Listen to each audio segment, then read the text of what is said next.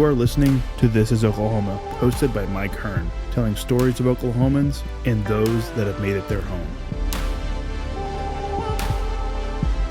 What's up, guys? Welcome back to another episode of This is Oklahoma Podcast. Mike Hearn here, your host, back with another episode. Excited to share this episode with you today, but before we do, I've got to thank our sponsors. First of all, the Oklahoma Hall of Fame. They've been a huge part of this podcast for the last few years. So the Oklahoma Hall of Fame have been sharing Oklahoma's story through its people since 1927.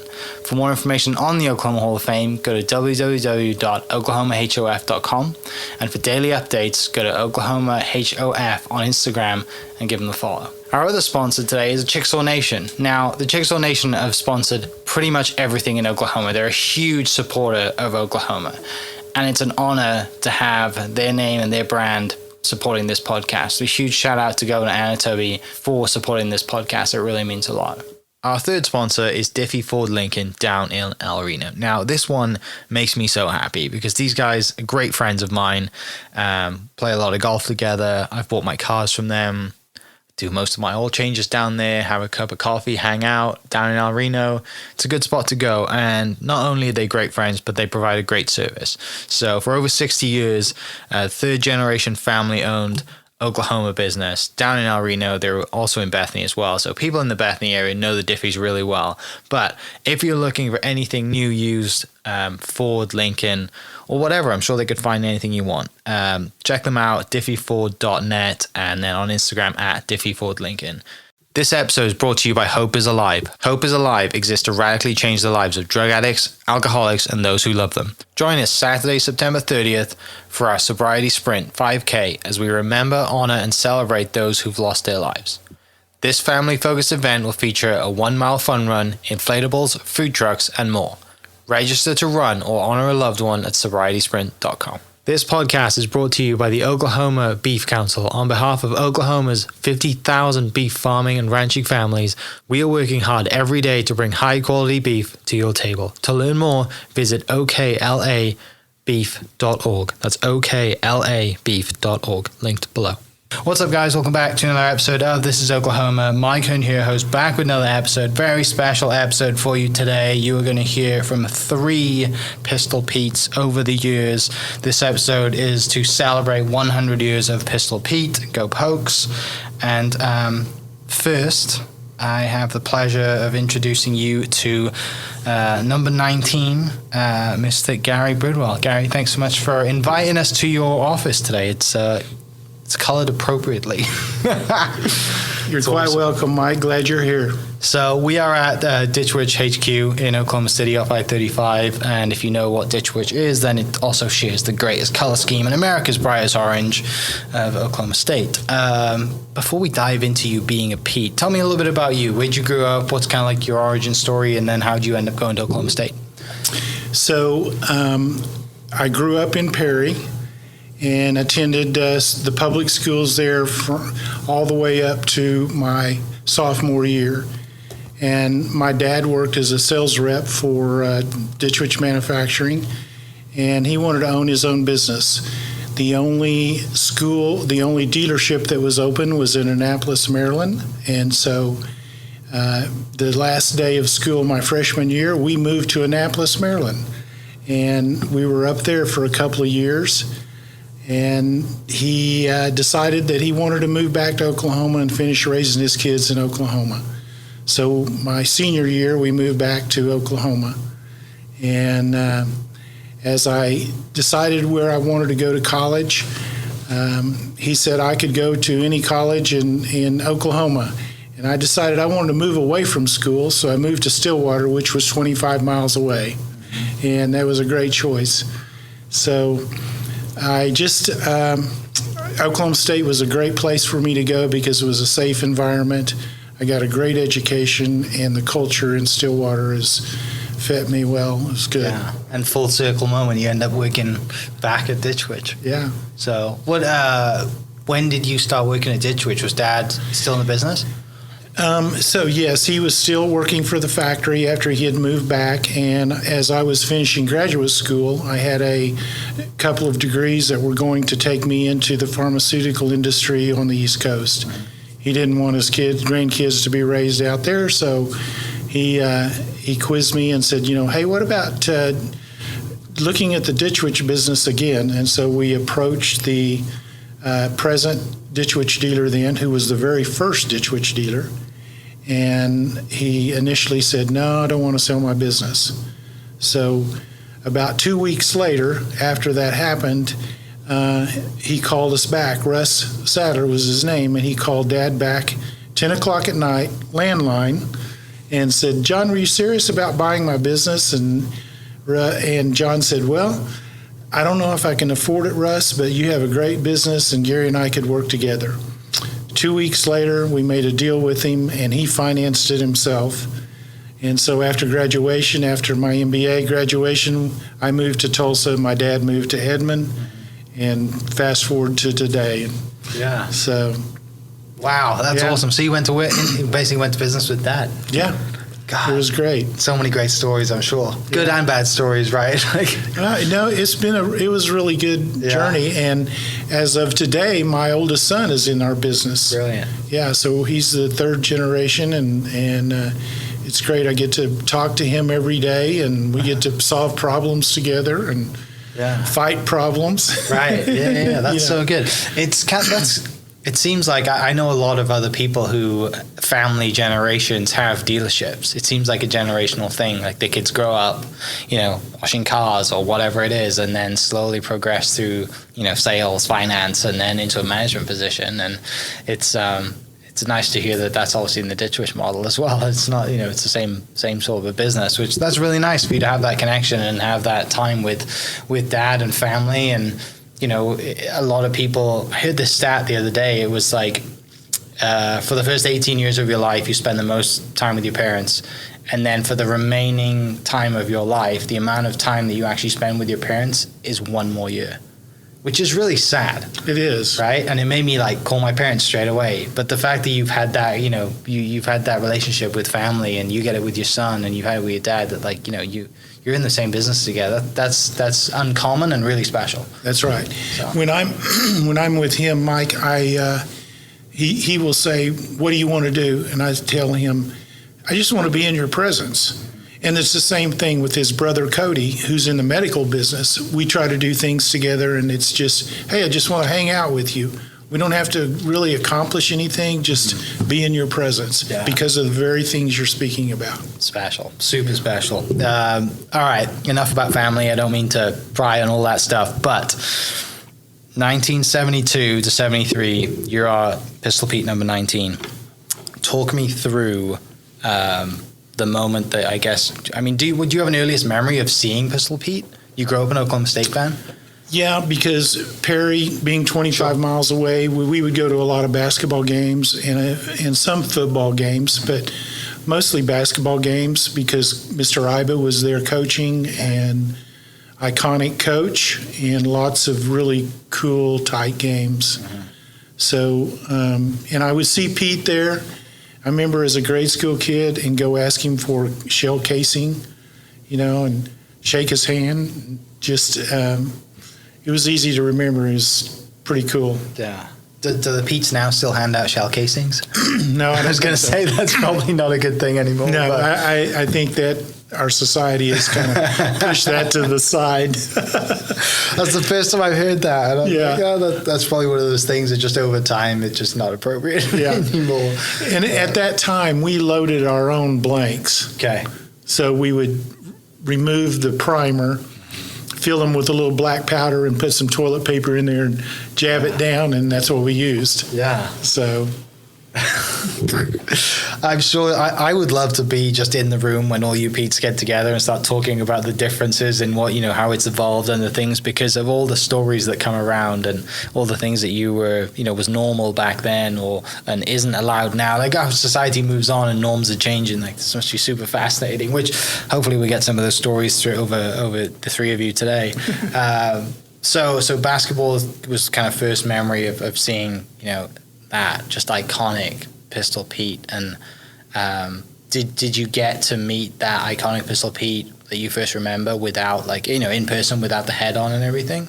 I don't remember it. They were pretty protective of who it was and all those sort of things. Yeah. So I don't remember it. The thing that I do remember that caused an event when I became was that at that time, the old Petes would shoot free throws from the free throw line underhanded during breaks and halftime, because there typically wasn't the big show that there is now. And they would interact with the crowd moving around a little bit. So I remember that. Mm-hmm. Did you, in high school, were you kind of the mascot person in high school? No. I went to 3 different high schools, and I was fortunate enough to start at quarterback at all 3 of those. And so I was pretty busy during football season, and then kind of the same in basketball. Yeah. So and just didn't even cross your mind at that time, I guess, because you're playing football, you're playing basketball, you might be playing other sports as well as being in high school. And I guess if you go to 3 different high schools, sports was like probably the way that you found identity and. It's exactly right. Found your friends too. You're exactly right. Yeah. When we moved to Maryland, I say football saved my life, because when we moved there, I knew no one, and just told the coach, hey, I'd like to come out, and ended up winning the sophomore quarterback job. Kind of beat their guy out, which initially wasn't too good, but it turned out good. Yeah. And then the next year, my parents moved to their arch rival, compounded the problem, and I won the job there. So, but football saved my life, because I got immersed into with other friends real quick. Yeah, so, you were really popular at that point, right? Going to the rival high school and taking QB1 just spots everywhere. Yeah. So like you said, you kind of come back to Oklahoma. Dad moves you all back to Oklahoma to raise the kids, and you go to Oklahoma State. I guess what is your first run-in? I guess then with Pistol Pete and that whole kind of scene in your freshman year at Oklahoma State. Good question. So as I was immersing myself into college life, I was working on my school grades and what my culture was going to be. I was in a fraternity, Sigma Phi Epsilon. And so after I got that first year over, I was trying to figure out how could I be close to the field? How could I be, because sports had been a big part of my life, how could I get close to the field? And so I was reading the college newspaper, the O'Colly, and there was an ad there for applications for Pistol Pete for the next year. And then so I went and applied for that, and there was a big interview process of former Pistol Petes. There weren't that many at that time, but there was administration and some of that. Mm-hmm. And so I started applying for that and ended up getting into the second cut and was awarded that honor, and it truly was an honor. And then the other thing I was trying to do was, by staying close to the field, I started officiating little league sports and junior high and high school sports. So those 2 things basically gave me an avenue to get close to the field. Mm-hmm. So. Yeah, I mean, if you're in high school and you're having success of being a quarterback and playing basketball and football, you come to school and you don't either you don't think you're good enough to make the team, or you don't want to play football anymore, whatever it is, that's still a huge part of your life, right? And the next best thing is you're not gonna be a palm girl, right? So you're not gonna be Pistol Pete, right? It's like you said, it's an honor to be that position. There's so few people are that position, and to be 100 years in and be at number 19, right? That's a really cool honor to have as well, and so many awesome memories. And there was some benefits to it, Mike. At that time, there was 8 to 10 cheerleaders, and the travel squad was Pete and the cheerleaders. Right. Yeah. That wasn't all bad. So what was the process for you then of being selected, and for 72 and 73 of being Pete? What was that process that you had to go through? And you said you got through the first round, and has the process changed as well? Probably a little more physical of not dramatic, but animated Okay. things types. Most of ours was typically interview process of what your preferences, where do you volunteer, they were trying to figure out what my character was, make sure I wasn't a mass murderer with a gun in a stadium of 60,000. My partner, Mike Martin, was an outstanding young guy there, and he helped me out a lot when I couldn't make an event and stuff. But the process, I think, was just them getting to know me to make sure that I was the right kind of character that was going to represent the school. Because you do elementary events, you do introductions of ribbon cuttings, and all the sporting events, for sure. It's you're just presented in a lot of different ways, and even though you don't speak, you do the gestures, hand gestures, and everybody's excited to see Pete. And so you want to make sure that you're in the right frame of mind and they receive the right message. Yeah. And I had, a couple of years ago now, I had Stephen Vicconi on the podcast. Yeah. 3 or 4 years ago, maybe it was a Pete. And then he shared a story, like you said, you go to a lot of events, right? You go to a lot of weddings, birthdays, but one of the special moments for him, he shared that he went to an elderly gentleman's house. The granddaughter or grandson reached out and said, look, he's not doing great, but he's always wanted to meet Pete.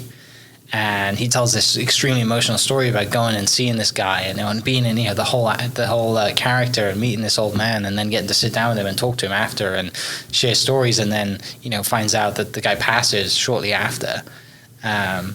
Do you have any moments that stand out to you of over the 2 years that you were a Pete, of events, either weddings, birthdays, significant moments like that you were a part of? Because your schedule is stacked. You go from sometimes multiple a day, right?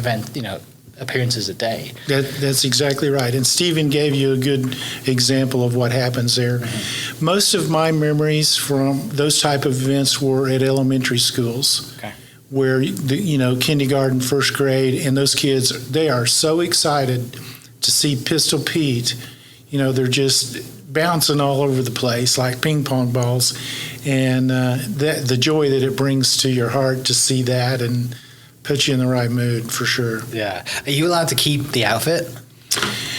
Obviously not the head, but yeah, are you allowed the to keep head, the outfit? no. And no, they pass down the chaps. Okay. The boots you keep, and we give everybody has a set of spurs, and with your number and date on them and stuff. The guns are passed down. The guns, I had to buy new guns because they were stolen the year before I got in there. And so there weren't any to pass down to me. That somebody broke into Pete's car and stole his gun. So the guns get typically passed down in their special blank pistols. And it's just a fun gig, I have to tell you. Yeah. How was the football and basketball team during those years? Terrible. Really? The football teams were. There was a lot of 4 and 7, and it just makes me appreciate Coach Gundy. It does. Yeah. They weren't very good till the 80s when Barry Sanders came in and Mike Gundy and Thurman Thomas. Now that group, raised the roof, but I was way gone then. The basketball teams were pretty good.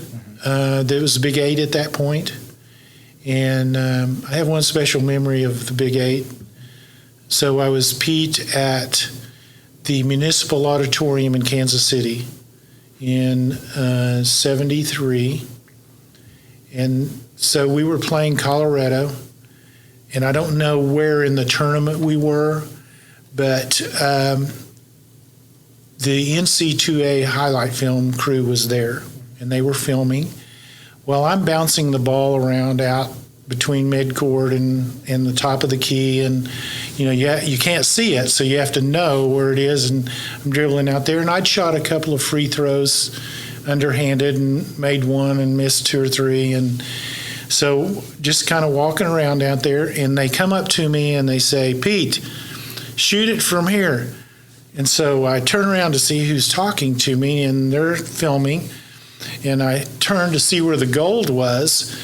And I said, I can't get it there from here. And they said, doesn't matter, shoot it anyway.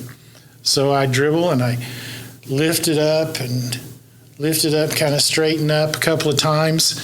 And remember, you can't see anything.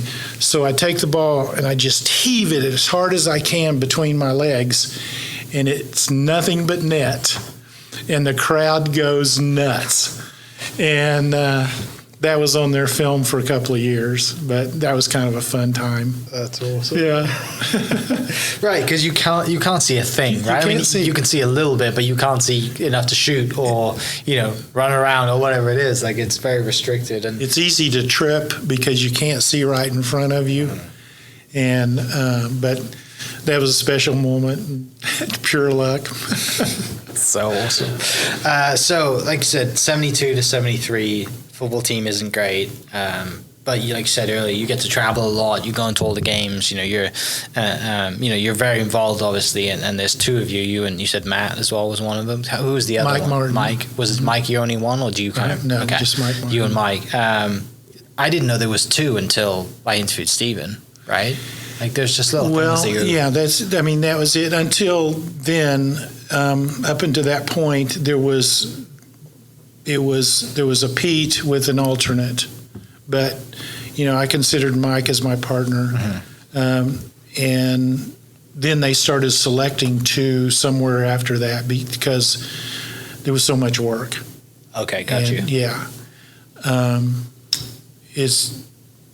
it's just there's a lot of work with it. Yeah. So one of the things that is kind of funny is that if I was going to take your picture, if I got your camera up in your face, what would you do? Yeah. Wouldn't you smile? Well, yeah. Yeah. Well, no one can see you smiling. I mean, it's a natural response, and so people says, "Here, Pete, I want to take your picture." Well, you're in there just grinning. You're just grinning away. There was so many times I'd walk away laughing at myself. This is you idiot. They can't see you smiling in here. Cheeks are hurting so much because people are taking pictures of you all day. Yeah. No one's seen you smile. That's exactly right. That's awesome. And then probably the other thing is how hot it is in there.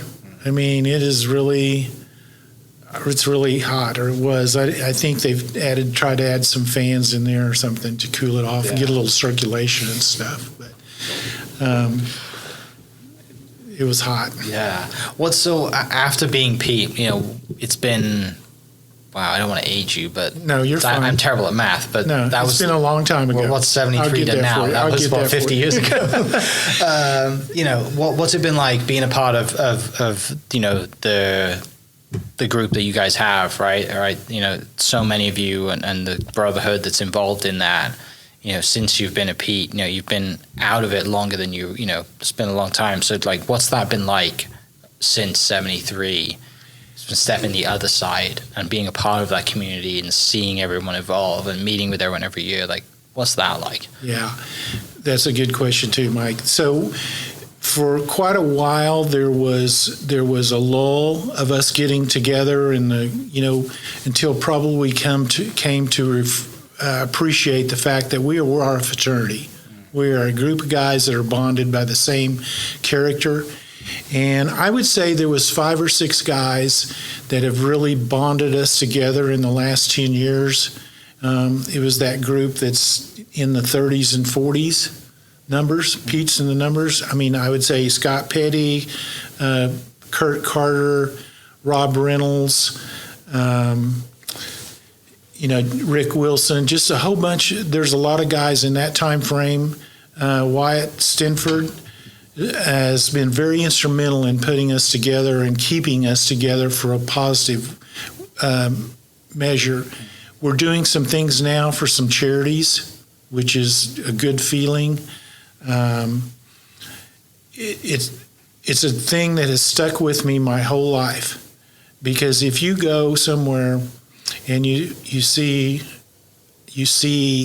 someone from Oklahoma State or something there, and you say, "Hey, Pistol Pete 19," opens up the door. They want to talk, and they're appreciative of everything, And I just did that yesterday to a little kid in the grocery store because he had on a OSU hat, and he just kind of beamed. He didn't know me from Adam, but the fact that Pistol Pete was spoken, he knew who that was. Yeah. So that is special, and that like this is something that's going to last for a very long time, and you kind of have your own part of history in that, and 100 years. That this whole year celebration is great, and I know there's some things coming out and some collaborations happening up in Stillwater with local businesses, which is great to see, and just the amount of people and that know. The brand, the face, the cowboy hat, the pistol, whatever it is, like everyone knows who Pistol Pete is. That's right. And they have a positive response to it. They do. They do. Mm-hmm. Yeah. It's, I wish a lot of people dove into the history more. I think that's one thing we don't do enough of, right? Is to figure out who's the original, where does it come from, and the whole story there. Because it is a fascinating story. It is a fascinating story. And I'm sure that's part of, what you guys do as well is, by keeping the name alive, but also by keeping the story alive of, the whole situation, how it all started, because wouldn't have one, right? If it always takes one person. That group that I mentioned has been very instrumental in putting together and pulling in the Eaton family, the granddaughters and sons and all that extended family. And just Saturday when we had the spurs ceremony where we give the spurs to the new Pistol Petes, 3 or 4 of them were there, and they're so appreciative of the support that they're getting of their heritage. Mm-hmm. So first game of the year you give your spurs, is that what that was? Yes. This Saturday, just gone. So the incoming Petes. Petes get a set of spurs with their number on it and their year. So everybody has them displayed. Mm-hmm. And a lot of you kind of like meet that first game. Is that kind of a thing too? Yeah, there's a good presentation. There's a good group that I think there were 40 there. Wow. I know that did the presentation, and then homecoming's a big time for us too. Sure. There, they have what they call roll call, and it's a kind of a new annual thing that we're doing to honor the Petes that have passed on and those sort of things. Yeah.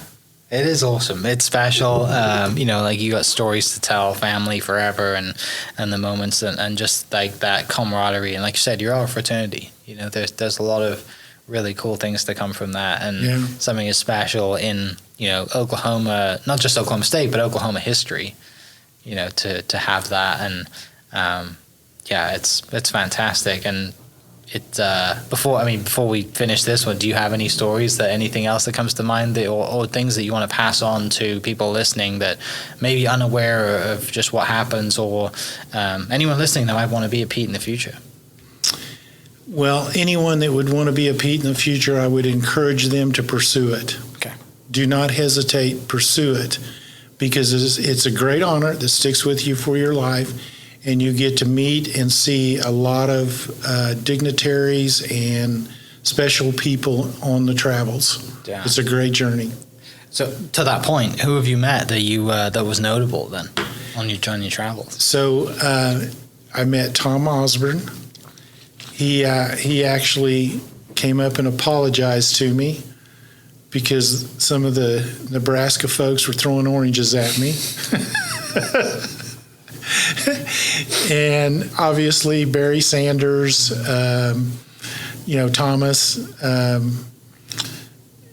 just people like that will come up, and they know we're working hard, and they know that it's a challenge to get everything done that we're trying to do, and they're very respectful of that. Yeah. Have you put on the outfit and the head like since '73? Yeah, a couple of times when we were at an event and Pete took it off and set it down, and when I would sit it down, I think, "Ooh, man, I don't remember this being this heavy." I guess because I was older. Yeah. That's awesome. Yeah. That's really cool. Well, Gary, thank you so much for sharing a little bit of stories. congrats on 100 years of being a part of that. That's a huge accomplishment for everyone to be a part of, and everyone to be proud of. That's a part of that. The brotherhood, fraternity, whatever you want to call it. It is special, and thank you for hosting us. And excited to hear the two gents that are coming after us. But congratulations again, and for people listening, come by Ditch Witch if you want to see number 19 Pistol Pete. That's it. Thank you, Mike. Appreciate your time. All right, guys, we will get into the next Pistol Pete shortly. Be right back. Hope you guys enjoyed that great episode. Thank you so much for listening. As always, huge shout out to our sponsors, the Oklahoma Hall of Fame, sharing Oklahoma story through its people since 1927. For more information on the Oklahoma Hall of Fame, go to www.oklahomahof.com and follow them on Instagram for daily updates at oklahomahof. Our other sponsor, the Chickasaw Nation, amazing sponsor. They do amazing things for the state, and they're always sponsoring something in Oklahoma. They're a huge supporter of Oklahoma, and without their support, we wouldn't be able to do what we do. And our third sponsor is Diffie Ford Lincoln down in El Reno. Now, this one makes me so happy because these guys are great friends of mine, play a lot of golf together. I've bought my cars from them, do most of my oil changes down there, have a cup of coffee, hang out down in El Reno. It's a good spot to go. And not only are they great friends, but they provide a great service. So for over 60 years, third generation family owned Oklahoma business down in El Reno. They're also in Bethany as well. So people in the Bethany area know the Diffies really well. But if you're looking for anything new, used, Ford, Lincoln, or whatever, I'm sure they could find anything you want. Check them out, diffieford.net, and then on Instagram at diffiefordlincoln. This podcast is brought to you by the Oklahoma Beef Council. On behalf of Oklahoma's 50,000 beef farming and ranching families, we are working hard every day to bring high quality beef to your table. To learn more, visit oklabeef.org. That's oklabeef.org, linked below. This episode is brought to you by Hope is Alive. Hope is Alive exists to radically change the lives of drug addicts, alcoholics, and those who love them. Join us Saturday, September 30th for our Sobriety Sprint 5K as we remember, honor, and celebrate those who've lost their lives. This family-focused event will feature a 1-mile fun run, inflatables, food trucks, and more. Register to run or honor a loved one at sobrietysprint.com. Thank you for listening. We are inspired by those around us and hope that you are too. Make sure you subscribe to this podcast on your favorite podcast platform and leave us a review so we can keep telling your stories. For more great Oklahoma content, follow This Is Oklahoma on Facebook and Instagram.